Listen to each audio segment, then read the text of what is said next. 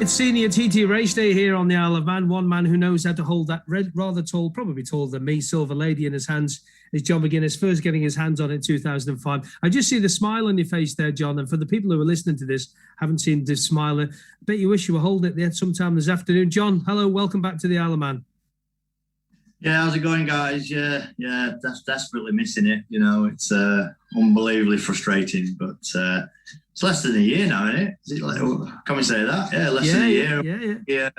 Jumping on the ferry and heading over to see you guys. Yeah, I've lifted that trophy 7 times. There's only Halewood lifted it the same amount as me, so to be in the same paragraph as Halewood, we're not doing so bad, are we? But you said it's probably as tall as you. I bet you're heavier than it, though. After all this lockdown food, definitely am. Where'd you keep all your replicas of them? Where'd you keep them all? They're in the house. Yeah, I got a trophy cabinet made, which is a bit weird. I've never done that before, but I thought, well, them ones sort of warrant a nice cabinet. So yeah, there's 23 there. There's 3 classic ones. There's it's weird. It's my boy's gig, really. He looks after them and has them all in order right back from '96 right through to the present day. And I think there's over 100 in there. There's 120 something, I think. So a lot of them are fastest lap awards. So you get a replica with a win, and a fastest lap you get a replica. Or you might finish third and get a replica and your fastest lap. So there is, I mean, every one of them tells a story, which is quite cool. So, do you often look at them at night and when they're glistening in, you probably got lights and you think, do you often look at them at night and think, oh, I remember that, and then just remember a little bit of a race you might have forgot? Absolutely. I mean, I when I have a guest round or something, or one of my mates or some of my sponsors or something, they're just blown away by it when they see them, which is really quite cool. And, you know, they like to have a nosy around, and then they'll maybe point a finger at one thing, and one last person that came pointed a finger at the 2003 600 production race where I finished 18th and got a bronze replica on the Triumph. You know, it's like, I remember it like yesterday. We stopped on the end of lap 1 to go for a flying lap because it was going to be a 3-lap race, and then it ended up being a 2-lap race halfway through the race. So, you know, a bit like the Joey winning 98. Yeah. On the 250. Yeah, I finished third behind Bob Jackson and Joey. So that was wet, wasn't it? That was a wet race, that wasn't it? It started off quite damp, and then it got really wet on the second lap. And can't remember, he told me something like Brian Reed said, "Don't stop after the first lap. You know, just keep going, just in case it does get red flagged." And Joey didn't stop, I didn't stop, Bob didn't stop, and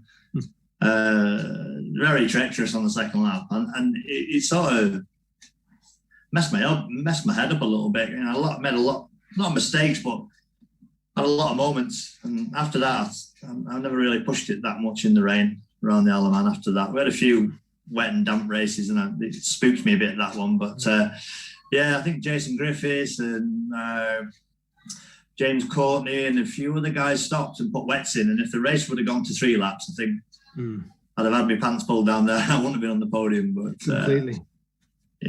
Horrible race. But there you go. But everyone tells a story in there.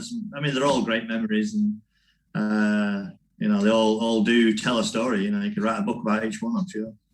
Well, with Kawasaki K Options, let's stick with the family theme and just talk about your young fella. I mean, he's taken up to 4 wheels. I've been reading he's getting quite good apparently too, Ewan, isn't he? I remember him coming onto the stage as a baby. He's still my baby, but he's 6'1" now. So, 20-year-old now. He's a man. So I don't know. We are going into loads of detail. We got offered a drive to drive these RX 150s, and I drove it. Ewan drove it, and all of a sudden we're on the grid of a British Rallycross Championship with 0 experience. And you know, I looked across at him on the grid, and there wasn't much colour in him. Okay.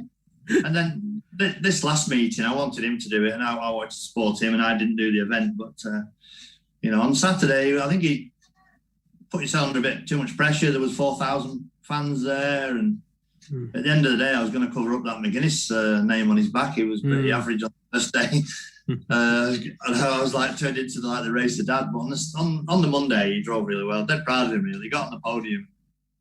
you know, that was the pace he was at, and fair play to him. You know, he did an awesome job. I'm chuffed to bits for him. So we'll see where it takes him. I'll sooner see him with a cage over his head than probably going down for 80 miles. Well, you've got Milky's young lads doing quite well for himself, young Ilium now as well. So there's a lot of you lads are all getting older, and your kids aren't getting any younger, are they either? Oh, yeah, I got a bit. I tell you, I was a bit nervous when he was on the line. You know, I know, we're not. You know, he was pretty safe and that, and in a good car and stuff. But I still like, you know, that feeling. I've never had that feeling before as a racer parent. But I mean, it must be unbelievable for a parent to watch him go down Braille, like you say. But yeah, you know, if he wants to chase that goal, we'll put something together and let him have a spin on it. But he's quite instrumental in our little team, our little Ducati team for the Tri-Options Cup. So he's way more organised than I am, as you can imagine. You know, I'm like Chris. You know, yep. Everything's last minute, but he's like, "Have you ordered this? Have you got this? Have you covered that? Have you done this? Have you done this entry?" And I'm like, "Yeah." And so yeah, I don't know if it's a new generation or what. You know, when I first started racing, it was, you know, how can I get the bike in the back of the van and just get to the meetings? You know what I mean? It's like these guys are a lot more up to speed with it all. But it was me. It was, you know, no insurance, no tax. How am I going to get to the next meeting? Have I got enough money in my pocket to get home? But I didn't care. It was all about getting there. Slightly different now, is it, with everything as well? You think back to a young John McGuinness starting off again. Could the things you'd like to change differently, or just do it the same way? I probably wouldn't change a right lot. No, I wouldn't change a lot. You know, it's funny. It's not as if I started off with 2 million quid and turned it into nothing. You know, I didn't. I started off with nothing, so everything I earned, and I just spent on the racing in the early days. And you know, I never stopped believing in myself. I always thought I was going to be a successful bike racer, and where a lot of people were doing other things. You know, a lot of my friends were, you know, buying an Escort or an XR2 or something like that, or they were partying or going to all these mad, crazy things, where I was going to Cadwell Park and they thought I was mad. But it's worked out all right in the end. And like I said, there's a couple of little bits. Maybe I should have trained a little bit harder, got myself in maybe a little bit better shape, maybe come off a 250 maybe a little bit earlier than I did. But there's no regrets whatsoever at all. You know, a few little things went wrong towards the end in 17 and 19, which we know about, injury and stuff. You know, if we all had a crystal ball, we'd all look into it and fill the 6 numbers in. But, you know, I had some bumps and scrapes along the way. But like I say, we've got a real sort of healthy, happy family, and, you know, roof over our head, which is a nice roof. And I still can pick the phone up, and I still got lots of friends in the sport and the industry. And, you know, that means more to me than anything, really.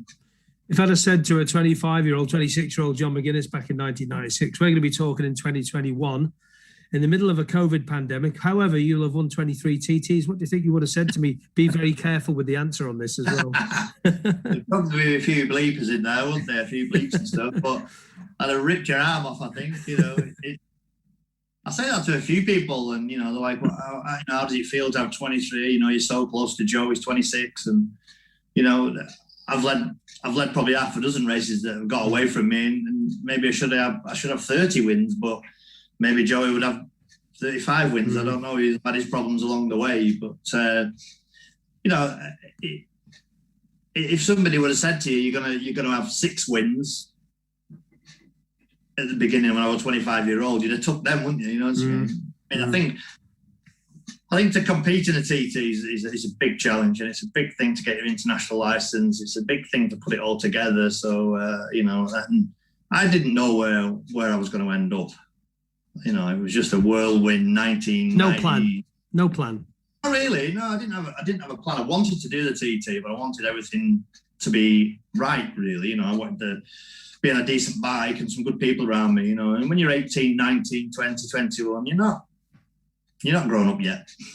you know, you think you are, but you know, you should be 21 before you're allowed to go down Braille. But again, that's another debate. So I'll keep my mouth shut with that one. But yeah, I'd grown up. I'd had a few bumps and scrapes along the way before I went to the TT. But yeah, I mean, it's amazing. You know, I hear people say they can do it, and I could do that, and you know, and stood in the pub with a beer in their hand. You know, yeah, well, you know, anybody who actually goes down Braille at any speed they go down, whatever place they finish, they've got on the grid and done a great job. But you know, if I look back at them and I think, how did I win that? How did I win that? Not that one, and a 400 win, and a single, and a 250 and a 600 and a production win. You're just like, there's so many, and you know, good bikes, good people, you know, passion for the job. You know, I you know, everything around my world was always, I always had the TT in the back of my head all the time. Even when I was going around tracks on short circuits, I was thinking, I wonder how this is going to behave through Glentrammon or over the bumps and things like that. So yeah, so no regrets, and I'm just gutted I'm old. We're all getting old, aren't we? I know, I'm gutted I'm 49 now. You know. Hang on a minute. What age was William Joseph Dunlop when he won his last TT? 48, 1-3. Yeah, 48. Yeah, I'm like, it's weird, isn't it? You know, how me and Rutter were there looking up at him. It was mad, you know. And I'm that age now, and I feel a little bit, not behind the ball, just a little bit. Just got to sharpen my pencil up in a few areas, you know, try and get back.